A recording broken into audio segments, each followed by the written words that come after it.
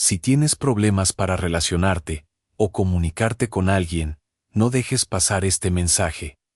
Interprétalo como una señal de Dios para ayudarte en tus tiempos de dificultad. ¿Por qué la vida del hombre sin el prójimo se vuelve miserable? Por eso recuerda las Santas Escrituras. Antes de adentrarnos en la narrativa, aquí tienes los textos reales de los Evangelios donde Jesús instruye claramente sobre cómo debemos relacionarnos los unos con los otros. La regla de oro Mateo 6:12, así que, todas las cosas que queráis que los hombres hagan con vosotros, así también haced vosotros con ellos. Porque esta es la ley y los profetas. Jesús establece la empatía activa como la base fundamental de toda interacción humana.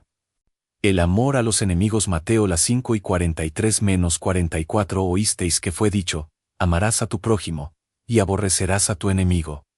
Pero yo os digo, amad a vuestros enemigos, bendecid a los que os maldicen, haced bien a los que os aborrecen. Y orad por los que os ultrajan y os persiguen. Una enseñanza revolucionaria sobre romper el ciclo de la venganza y responder al odio con gracia. El perdón inagotable Mateo 6:21 de la tarde -22. Entonces se le acercó Pedro y le dijo, Señor, ¿cuántas veces perdonaré a mi hermano que peque contra mí? ¿Hasta 7? Jesús le dijo, no te digo hasta 7, sino aún hasta 70 veces 7, muestra que las relaciones deben sostenerse sobre una disposición constante a perdonar, no llevando un registro de ofensas. El nuevo mandamiento Juan 1:34 de la tarde -35, un mandamiento nuevo os doy, que os améis unos a otros. Como yo os he amado, que también os améis unos a otros. En esto conocerán todos que sois mis discípulos, si tuviereis amor los unos con los otros, el amor sacrificial. A su propio ejemplo, se convierte en la marca distintiva de las verdaderas relaciones. La compasión sin prejuicios Lucas 10:33-34 parábola del buen samaritano, pero un samaritano, que iba de camino, vino cerca de él, y viéndole, fue movido a misericordia. Y acercándose, vendó sus heridas. Echándoles aceite y vino, enseña que el prójimo no se define por raza, estatus o religión, sino por la necesidad del otro y nuestra disposición a ayudar. La parábola de la sierva traicionada. De cierto os digo, no hay nada oculto que no haya de ser manifestado, ni secreto que no salga a la luz. Escuchad esta historia, vosotros que buscáis la verdad. Mi nombre es Elena, fui una sierva fiel en el gran templo de mármol y cristal llamado Laboratorios FARP. Yo era analista de datos clínicos. Creía que los números eran la verdad absoluta, la luz incorruptible que guiaba los pasos de los hombres justos. Pero el corazón del hombre es engañoso, hermanos. Los números pueden ser torcidos por manos impuras para ocultar la sangre de los inocentes. ¿Qué hombre, si ve a su hermano caer, no le tiende la mano? Yo estaba de pie frente a la gran junta directiva, el Sanedrín moderno, el sudor frío empapaba mis ropas de seda. Sentí como si me hubieran arrancado el aliento de los pulmones. Una presión gélida me aplastaba el pecho. La inmensa pantalla del proyector brillaba a mis espaldas como un fuego consumidor, iluminando los rostros de los fariseos de traje a la medida. En ella, latía la verdad desnuda, innegable.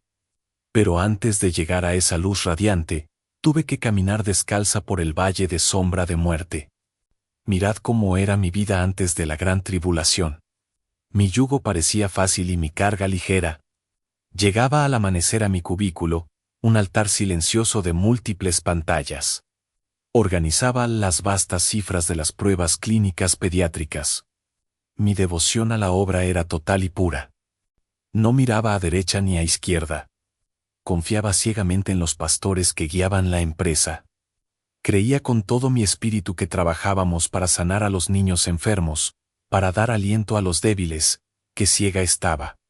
Teniendo ojos, no veía la iniquidad que me rodeaba. En aquel tiempo, mi maestro y guía era Elías, el director médico. Él era como un padre para mí, me tomó bajo su manto protector cuando yo no era más que una humilde aprendiz. Bienaventurada tú, Elena, me decía siempre, porque tu meticulosidad salvará miles de vidas inocentes. Yo era la que bebía de sus palabras como si fueran agua viva. Compartíamos el pan en los largos almuerzos.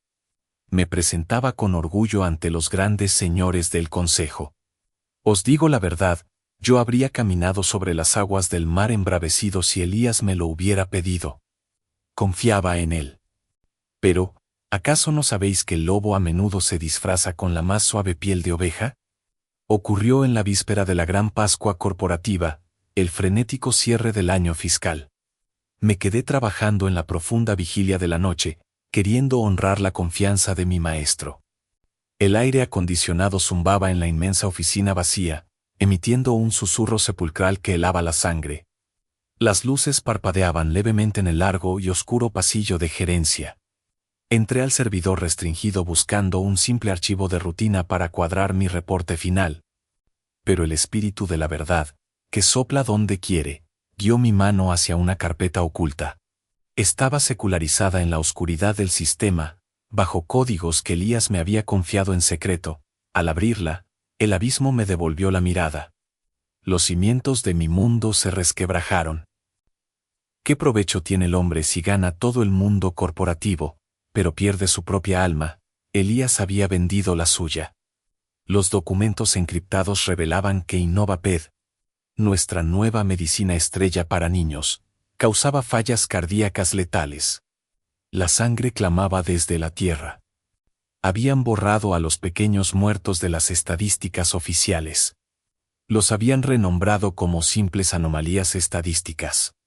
Sentí espinas clavándose en mis sienes al comprender la magnitud de la monstruosidad. Habían sacrificado vidas inocentes en el altar de las ganancias. Lloré amargamente frente al resplandor azul del monitor. Mis lágrimas caían sobre el teclado como lluvia sobre tierra estéril. ¿Cómo podía mi maestro, el hombre que me enseñó la ética, ser el arquitecto de esta masacre? El terror se apoderó de mis entrañas. El miedo me paralizó. A la mañana siguiente, con el corazón latiendo como un tambor de guerra, fui a buscar a Elías. Creí, en mi inocencia, que él no lo sabía, que era un error de otros. Maestro, le dije, temblando en su lujosa oficina que olía a perfume caro y cuero. Mira lo que he hallado en las sombras. Él miró los papeles impresos. Su rostro, antes cálido, se volvió como piedra de molino. No hubo sorpresa en sus ojos, solo un cálculo frío y despiadado. Se levantó lentamente, cerró la puerta de roble macizo y me ofreció una sonrisa que no era más que un sepulcro blanqueado. Elena, hija mía, susurró con voz de serpiente, hay males necesarios para el bien mayor. Las acciones subirán mañana. No dejes que tu corazón se turbe por números sin rostro. Fue entonces cuando sentí el beso de Judas en mi mejilla. La traición me perforó el alma como una lanza. No puedo callar esto, le respondí, sintiendo el fuego de la justicia arder en mis huesos. Los niños están muriendo, Elías. Sus ojos se oscurecieron. La oveja había revelado los colmillos del lobo. Entonces, dictaminó con voz de trueno, caerás por tu propia soberbia. Os digo que no pasó ni una hora. Antes de que el gallo cantara el mediodía, mi vida fue destruida. Guardias de seguridad, hombres de rostros duros, irrumpieron en mi cubículo. Fui arrastrada ante la congregación de mis compañeros, acusada a gritos de robar secretos industriales. La humillación fue una corona de espinas. Me arrebataron mis credenciales, revisaron mis pertenencias frente a todos. Aquellos que ayer compartían mi mesa, hoy desviaban la mirada. Nadie alzó la voz por mí, fui expulsada a las calles de la ciudad, desterrada del paraíso que conocía. Pero el maligno no descansa. Al llegar a mi hogar, encontré que mis cuentas bancarias estaban congeladas. Mi nombre, difamado en las redes de la industria. Elías había sembrado cizaña en el trigo de mi reputación. Afirmaron que yo era una empleada desquiciada, una ladrona y mentirosa. Toqué el fondo del pozo. Durante 3 días y 3 noches, permanecí en la oscuridad de mi apartamento, sin probar bocado. Lloré hasta que no me quedaron lágrimas. preguntándome por qué los impíos prosperan mientras los justos son pisoteados. Mi fe en la humanidad se hizo cenizas. Pero escuchad bien, bienaventurados los que lloran, porque ellos recibirán consolación. Cuando me sentí abandonada por Dios y por los hombres, recibí una llamada de un número oculto. Una voz ronca, humilde, áspera como la madera sin pulir. Señorita Elena, sé que usted dice la verdad. Era Mateo. ¿Quién era Mateo? Era el encargado del mantenimiento nocturno de los servidores. Un hombre invisible para los grandes señores de trajes de seda. Un hombre que limpiaba el polvo de las máquinas mientras los fariseos dormían. Él, que era el último, se convirtió en el primero. Nos encontramos en un callejón oscuro, lejos de las torres de cristal.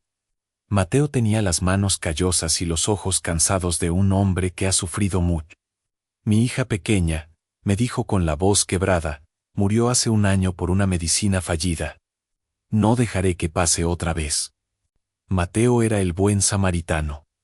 Mientras mis amigos cruzaban de largo para no contaminarse con mi desgracia, este hombre humilde vendó las heridas de mi esperanza. Arriesgaba su sustento, lo único que tenía, por una mujer que apenas había cruzado un buenas noches con él. Tienen los servidores principales bajo vigilancia, me explicó Mateo, tratando de trazar un mapa en una servilleta arrugada. Pero hay un respaldo físico. Un disco duro en la bóveda de Elías.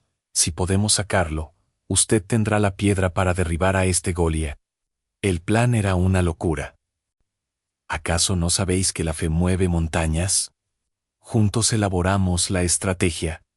Entraríamos en la noche de la gran gala anual de Vícor, cuando todos los poderosos estuvieran embriagados de soberbia y vino fino, celebrando las ganancias ensangrentadas de su nueva medicina.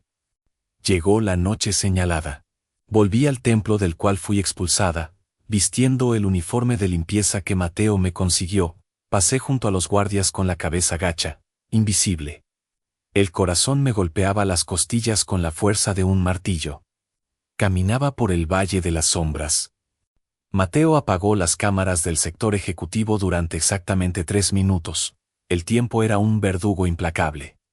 Corrí por los pasillos alfombrados, recordando las enseñanzas técnicas de Elías para forzar su propia cerradura digital. El maestro sería juzgado por su propia doctrina. La puerta de roble cedió.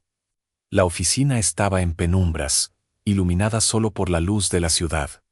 Fui directo a la caja fuerte oculta tras el cuadro de Hipócrates. Ingresé el código, la fecha del primer ensayo clínico. La puerta de hierro se abrió, revelando el disco duro negro. Pero, ¡ay de mí! Mientras guardaba el disco en mi pecho, la puerta principal se abrió. Era uno de los guardias de élite.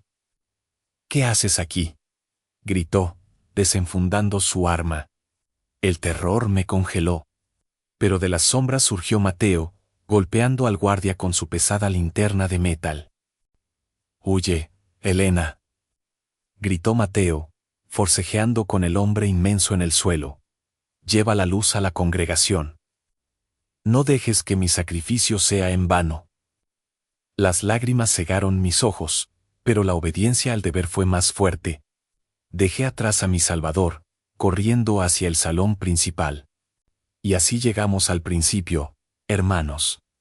Entré al gran salón de los espejos, cientos de copas de cristal tintineaban. Elías estaba en el podio, alzando su copa, bañado en luces doradas, pronunciando un discurso sobre la salud y el futuro. Parecía un ángel de luz, siendo el rey de la mentira. Conecté el disco al proyector principal. Elías palideció. Su copa de vino cayó y se hizo añicos contra el suelo, derramando un líquido que parecía sangre. «Deténganla», bramó el lobo, perdiendo su disfraz, pero ya era tarde. La semilla había sido sembrada en tierra fértil. La inmensa pantalla detrás de nosotros cambió. Los rostros de los niños ocultos aparecieron. Los informes de las fallas cardíacas. Los correos electrónicos donde Elías ordenaba la destrucción de las pruebas. La sala entera quedó sumida en un silencio sepulcral. El velo del templo se había rasgado.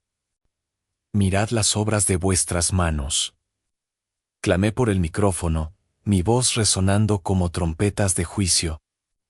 Habéis edificado este imperio sobre los huesos de los inocentes. Elías os ha engañado, y vosotros habéis amado la mentira. Pero hoy, la verdad os hará libres, o os destruirá. El pánico estalló. Los inversores retrocedieron horrorizados. Los destellos de los teléfonos celulares grababan el rostro demacrado de Elías, quien intentaba huir por la puerta trasera. Pero la justicia de los hombres, lenta pero implacable, ya estaba alertada. Las sirenas aullaban afuera. Las autoridades entraron como un viento recio. Elías fue esposado frente a todos aquellos que lo habían adorado. Vi cómo su soberbia se desmoronaba, reducido a un anciano asustado y quebrado. El falso profeta caía de su pedestal de oro hacia el abismo de su propia corrupción. ¿Qué fue de nosotros? Mateo fue rescatado. Había recibido golpes, pero su espíritu estaba intacto. Icor fue intervenida, sus acciones se volvieron polvo, y la medicina letal fue retirada antes de llegar a las calles. Miles de niños fueron salvados de la sombra de la muerte. Me ofreció riquezas para silenciar mi historia, pero, ¿de qué le sirve al hombre ganar el mundo si pierde su alma? Rechacé su dinero manchado. Limpié mi nombre en los tribunales y, junto a Mateo, fundamos una pequeña agencia para auditar la transparencia médica. Hermanos, la justicia requiere sacrificio. La verdad es una espada de doble filo que duele al portador, pero es la única luz en la oscuridad. No temáis a los que pueden destruir vuestra reputación, temed a perder vuestra propia integridad por 30 monedas de plata. Por eso os digo, sed mansos como palomas, pero astutos como serpientes. No confiéis en los templos de cristal ni en los ropajes costosos. Buscad a los humildes, a los invisibles, pues en ellos reside el verdadero valor. El que tenga oídos para oír este testimonio, que oiga. Y que el amor a la verdad sea siempre la lámpara que guíe vuestros pies en tiempos de oscuridad. La paz os dejo, y que el coraje os acompañe siempre en la batalla contra las tinieblas. Amén.